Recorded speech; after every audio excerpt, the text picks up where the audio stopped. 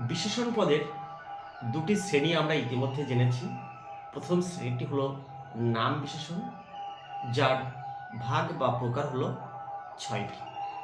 এই ৬টি ভাগের মধ্যে আমরা প্রথম ভাগটিকে নিয়ে আলোচনা করব বিশেষ্যের বিশেষণ।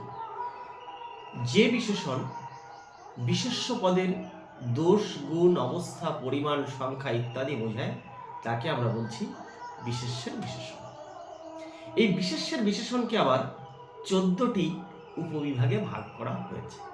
এই ১৪টি উপবিভাগের মধ্য থেকে আমরা প্রথম ভাগকে আজকে আলোচনা করছি।